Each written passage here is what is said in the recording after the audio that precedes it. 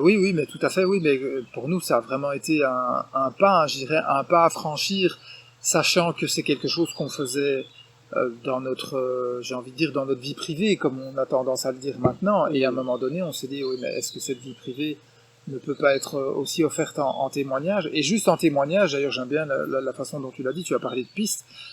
Pour nous, c'est des pistes parmi des centaines et des milliers d'autres pistes à imaginer. Et nous, on est très confiants aussi en la biodiversité des pistes qui vont être proposées par tous les collectifs de par le monde.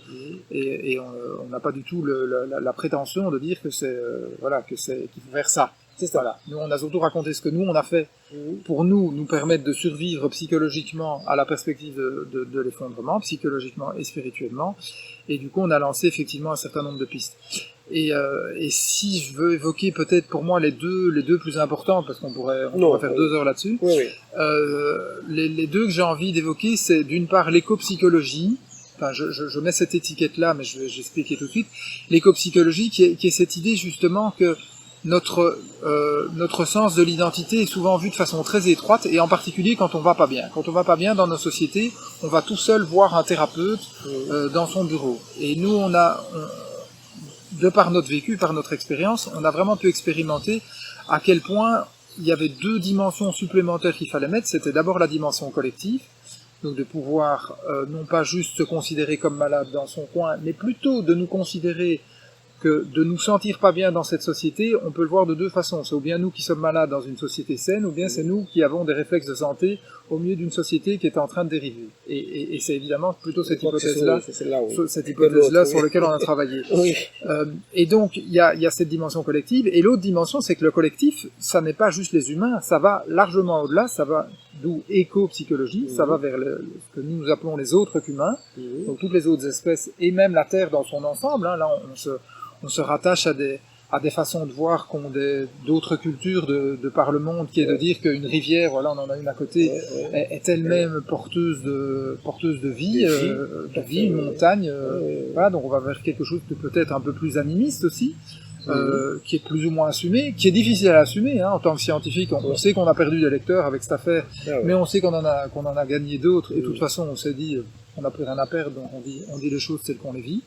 Donc ça c'est une dimension, et c'est une dimension qu'on a découvert pas mal à travers les ateliers qui sont proposés par Johanna Macy, qui est à la fois une écoféministe et une activiste américaine qui est âgée maintenant, qui a 90 ans, et qui depuis des années accompagne les activistes pour qu'ils ne se coupent pas de tout ce qu'ils sont, pour qu'ils restent en contact avec leurs émotions, avec leur corps, avec leurs besoins, et avec aussi leurs besoins spirituels d'ailleurs, ça inclut évidemment le spirituel, et tout ça tout en restant en connexion avec le vivant. Donc ça, on en a parlé un petit peu tout à l'heure avec la nature culture, cette connexion avec le vivant, pour nous, elle est extrêmement importante, à la fois pour prendre les autres vivants au sérieux, mais à la fois pour nous tenir nous debout, parce que ça nous garde en bonne santé psychique. Donc ça, c'est un élément. Et deuxième élément sur lequel moi je voudrais insister, c'est un échantillonnage personnel du bouquin, c'est la dimension, j'ai un tout petit peu évoqué tout à l'heure, du féminin, du masculin-féminin. Alors de nos jours, ça devient un peu politiquement incorrect de le dire ça, d'assigner des qualités à du féminin et d'assigner des qualités à du masculin.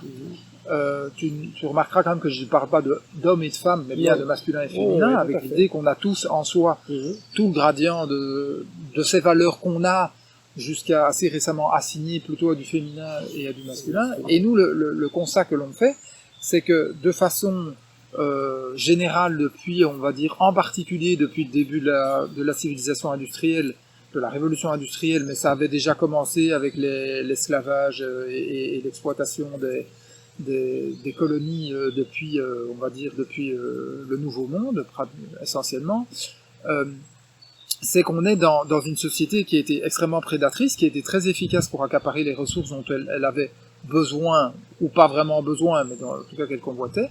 Par contre, le pendant, donc elle a été très performante, mais par contre le pendant qui est de prendre soin a été complètement négligé. Et le prendre soin, nous l'assignons au féminin, et donc là on demande un retour du féminin, et on demande aussi un retour du féminin parce que ce féminin a été brimé à tous les niveaux. Et en fait, en cela, on se rattache à l'écoféminisme, qui est l'autre éco, la pensée écoféministe, qui est une pensée assez simple, et qui paraît assez triviale une fois qu'on la pose sur la table, qui dit On a traité la nature comme on a traité les femmes et comme on a traité le féminin en nous. Maintenant, si on ne s'occupe pas, si on veut sauver le vivant, on doit aussi complètement sortir des rapports tordus du patriarcat de domination, déjà de domination des femmes, là on sait que le boulot n'est pas fini, mais aussi de domination des valeurs masculines sur les valeurs féminines. Avec le prendre soin qui est vraiment la caricature, parce que si on veut s'en sortir, même à travers les crises qui vont venir, on doit prendre soin de nous-mêmes, prendre soin des autres humains, à commencer par les plus faibles, les plus vulnérables, et prendre soin de la Terre et des autres espèces. Donc ce prendre soin nous paraît être une valeur cardinale, et s'appuie évidemment sur l'entraide. Donc là, ça nous ramène à la question de l'entraide.